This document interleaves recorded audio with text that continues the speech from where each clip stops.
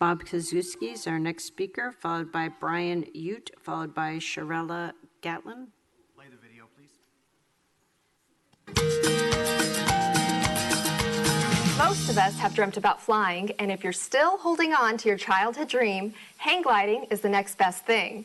A reunion party at the beach celebrated the joy and history of this unique air sport.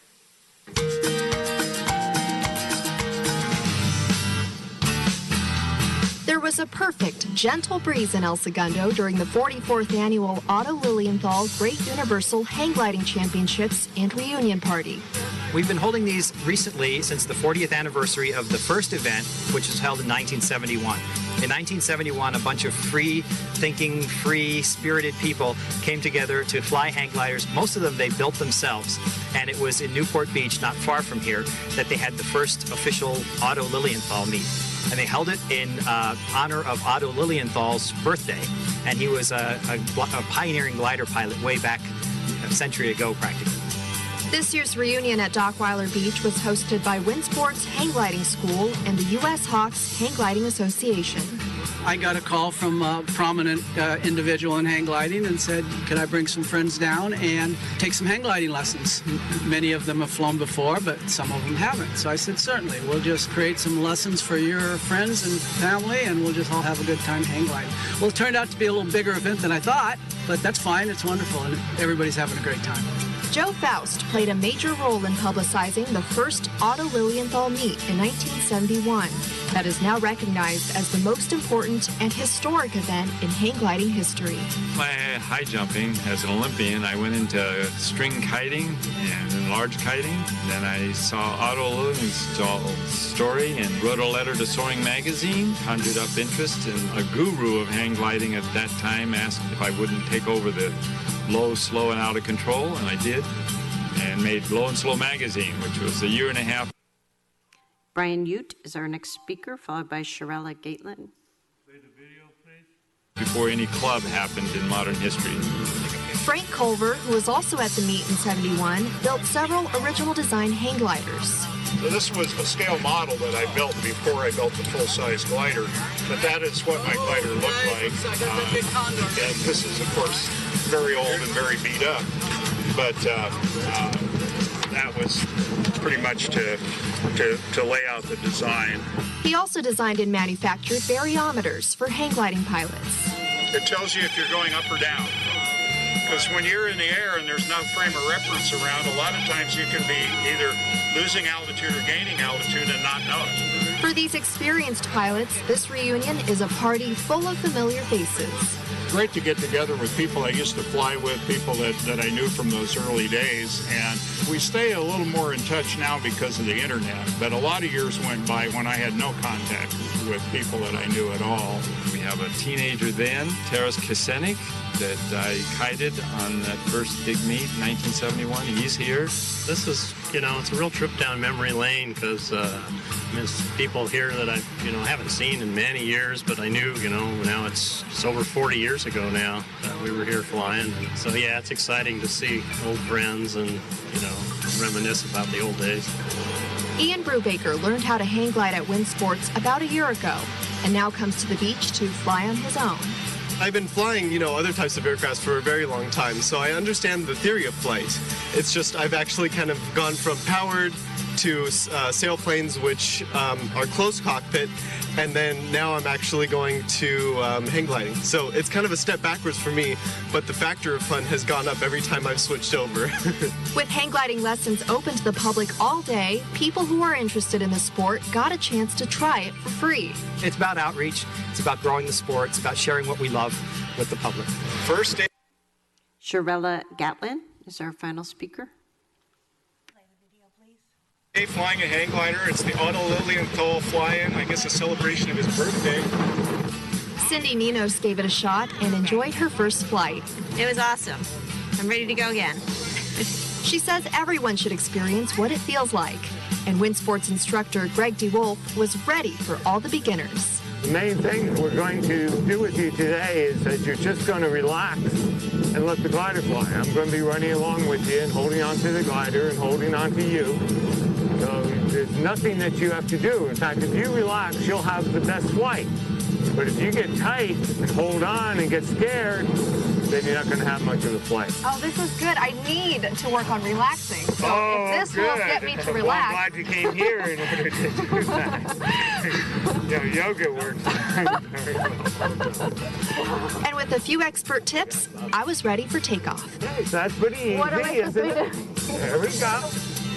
It's no problem, is it? Not looking at the ship? Good. Okay. Any pirates? No. Hang gliding gives pilots a high unlike any other. I've flown sailplanes. I've got a private pilot's license, a seaplane license. I'm an aeronautical engineer, but hang gliding is the flyingest flying. You shift your weight one way, and the glider goes that way. You shift your weight the other way, and the glider goes that way. So it's almost like it's tied to you, very much like a bird would feel. When one does know that one can walk off a slope and then really glide and then eventually soar, it's incredible. It's free flight.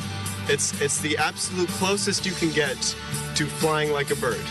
It's a very pure form of flying. When you've had 4-hour flights, as I have, it's just so beautiful. You just never want to come down.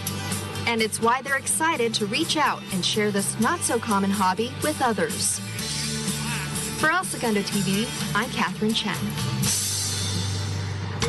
That concludes non-agenda public comment this morning. Is there any mayor, council, city attorney, independent budget analyst, or city clerk comment? Councilmember Zapp? Thank you. I do have something to talk about, but I just wondered, did that 6-minute promotional video have anything to do with San Diego business? I will tie it together by next. I'm not asking you. I'm asking maybe the city attorney. I saw nothing in 6 minutes that I saw that had anything to do with San Diego city business. I think I just saw a 6-minute hang gliding promotional video that Mr. Kozuski starred in. And I don't know if this is appropriate. I want to talk about this so we can know perhaps going forward that this is not appropriate. I would be happy to look at the rules of council. I don't think that you've set any particular parameters, and I'd be hesitant to jump in right now and try to set those. Okay, because my understanding in all the years I've been here is that public comment was for official or some type of tie-in to the San Diego or city business, and that was nothing. So anyone can come in and just play a promotional video that glorifies themselves. So that's what I saw. So yeah, I'd like you to look into that if that's possible. This is all on city time, city television. This is taxpayer funded. So. Thank you, Ms. Zapp. I do have something, but did you want to comment on that? Okay. Thank you.